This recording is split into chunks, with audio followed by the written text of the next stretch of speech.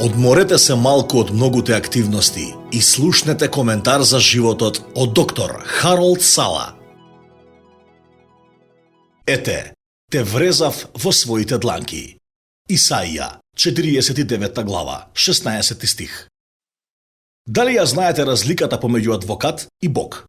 Прашува комедијантот и кога некој ќе одговори не, која е разликата? Тој одговара: Бог знае дека тој не е адвокат. Додека повеќето луѓе, со исклучок на вас кои се адвокати, може да се насмеат на тоа, голем број луѓе денес имаат тенденција да се преправаат дека се Бог. Борејќи се со прашањето за контрола, мислиме дека ние треба да направиме да се слушат некои работи и кога не успеваме во тоа, ние се грижиме. И кога не можеме да ги смениме нештата што не ни се допаѓаат, се плашиме од губење на контролата, па се грижиме се повеќе и живееме како да нема Бог во универзумот. Никој кому би можеле да се свртиме кога ќе стигнеме до крајот на нашите човечки граници. Проблемот е во тоа што му се обраќаме само кога ќе стигнеме до крајот на нашите човечки ресурси и способности. И бидејќи претходно не сме имале поблиска врска со него, ние се чувствуваме несигурни, како странец во палатата на голем крал, и неодлучни сме да веруваме дека нашиот проблем е негова грижа. Факт е дека не можам да ги контролирам повеќето од работите што ми се случуваат. Што, например? Не можам да го контролирам фактот што изгледа дека родендените се појавуваат на секои 6 месеци или фактот дека економијата не е многу добра. Не можам да ги контролирам бурите што доаѓаат преку непријателскиот океан или протокот на владите. Времето, временските услови, владите и економијата се надвор од моето разбирање. И без разлика дали тоа ни се допаѓа или не, тие влијаат врз сите нас. Бог прави дождот да паѓа на праведните, како и на неправедните. И затоа што сум негово дете, не можам цело време да очекувам да има сонце и сино небо додека мојот осамен сосед е вознемирен поради тешкотиите од живеењето во скршен свет. Меѓутоа, постојат некои работи што можам и морам да ги направам.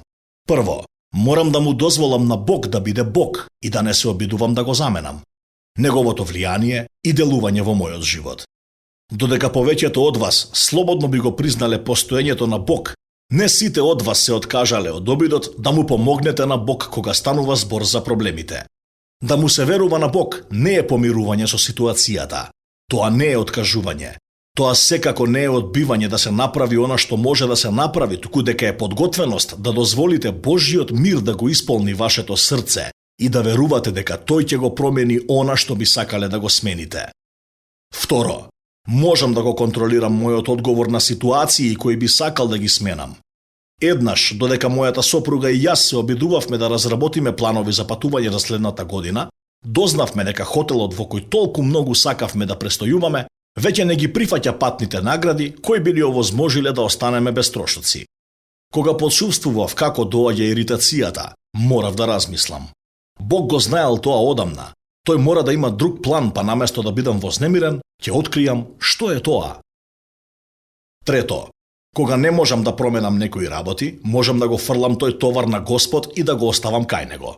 Се разбира, правејќи го тоа, ризикувам да му дозволам да ги среди работите многу поинаку од тоа како јас би ги средил истите. И зошто да не? Ние знаеме делумно, но тој знае целосно. Ние ја гледаме иднината како низ магла, но тој го знае крајот од самиот почеток. Правејќи го тоа, станувам послушен на она што Бог го заповедал во неговото слово. Например што? Да ја земеме, например, јасната изјава на Петар кој напишал: И секоја своја грижа фрлете ја на него, затоа што тој се грижи за вас. Од првата книга на Петар, 5 глава, 7 стих. Дали ја забележавте таа фраза? Тој се грижи за вас. Тоа буквално значи затоа што му е важно она што тебе ти е важно. Ми се допаѓа тоа. Цело време мислевме дека сме сами во ладен непријателски свет, кога фактот е дека дури влакната на нашите глави се изброени и нашите имиња се напишани на неговата дланка.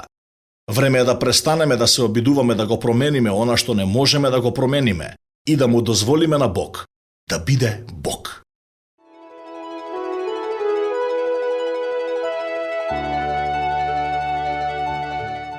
Што току го слушнавте доктор Харолд Сала во овој коментар за животот.